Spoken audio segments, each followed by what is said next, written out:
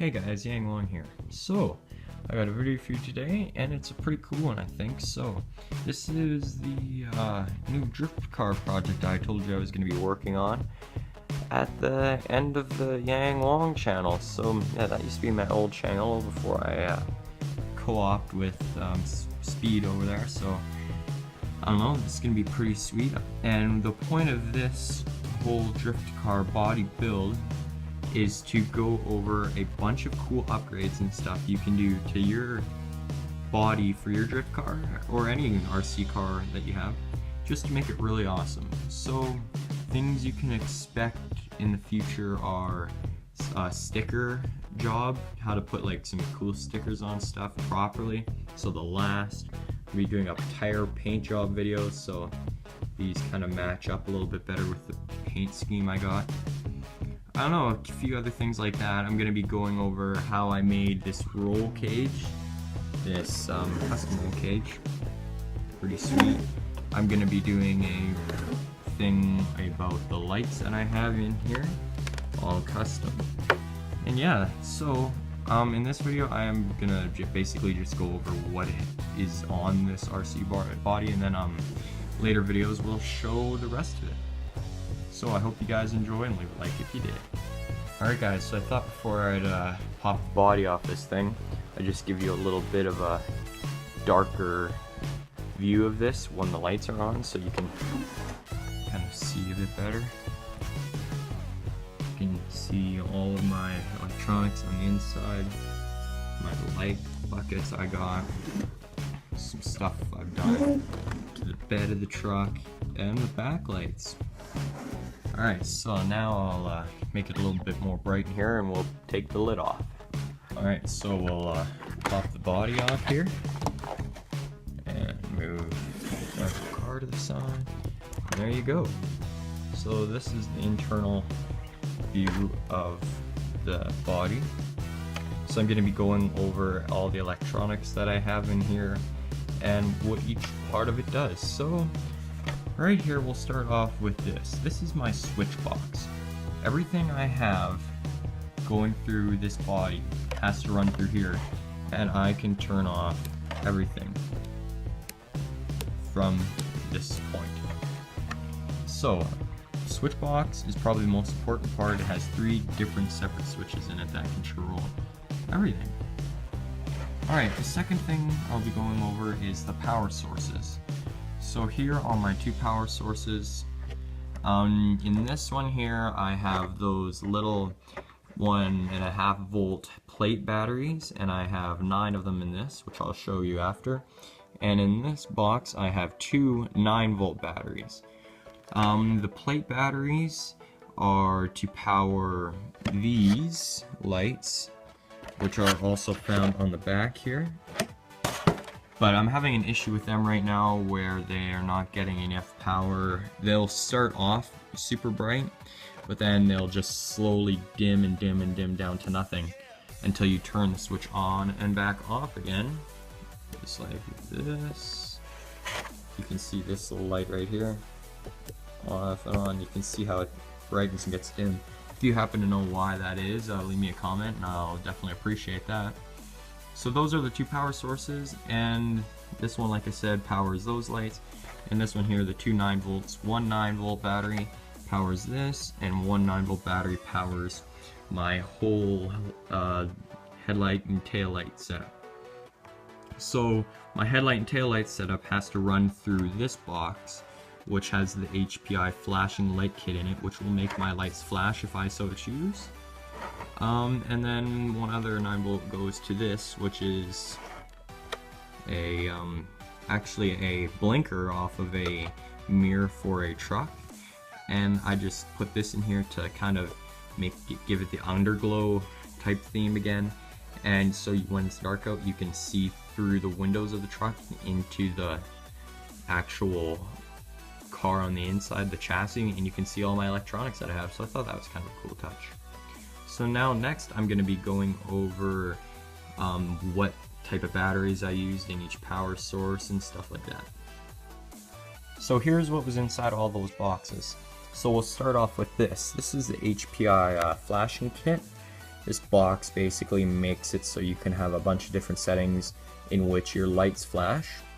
So the little button's right in there, of course, you can see it. And one thing that's cool I've done with this is I've taken 2 wires and I've put them over the prongs that you would plug these into, those these little you know, male plugs, and I've just attached them to this, which is the original thing that you would attach the whole body kit into, and it would go into your like LiPo or whatever on your car, and it would power it. But instead I'm using a 9-volt battery, which I'll get to that later. So that's how I'm doing this, and then I actually got 2 extra lights out of this thing without having to buy HPI's plug, which I thought was pretty cool. It's kind of neat. I might be doing a video on how I did that in the future. Okay, so now let's go on to the battery sources. So here's my 2 9-volts in here. I'm used a case from a certain Smart Devices headphones. If you know what I'm talking about, you might be able to recognize the case just by the lid of this. But yeah, it fits 2 9-volt batteries almost perfectly, so that's why I use this. And then in here is the plate batteries that I was talking about earlier in a Tupperware container. You can see I'm only using 2 sets right now, trying to figure out that light problem. But so now I'm going to be showing you some other stuff that's cool about this body. So inside here you can see my roll cage that I've put into this. It's pretty nice. It came out really good. It's not a full roll cage, it's only strictly for looks, of course. But I thought it came out awesome, so expect a video about that in the future, because I definitely want to show you guys how I made this, because it's super awesome. So this is one of my light buckets that I made, and you should also expect a video about these in the future, because they're super easy to make. As you can see, I used a glue stick, but I did it in a very weird fashion, if you will. It came out really well. You can see the whole kit right there. It looks pretty awesome.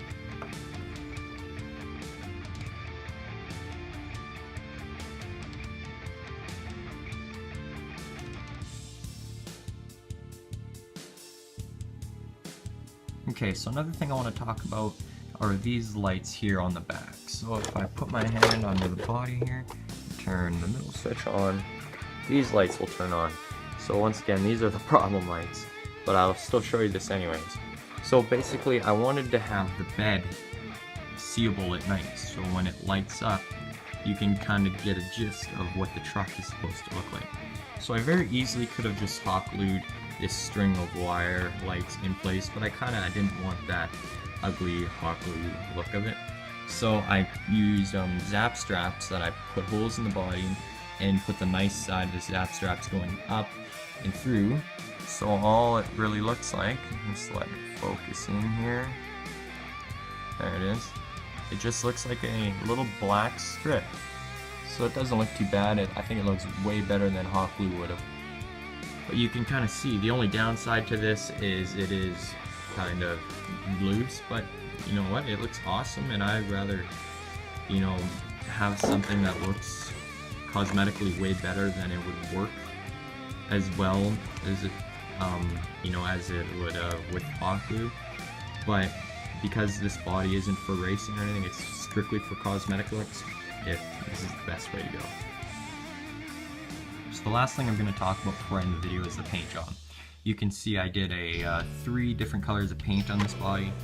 I did the blue, which is the base coat, red, which is the second coat, which the red is the hood, the front bumper, the side skirts, and the back and the spoiler. I'll talk about the spoiler in a second.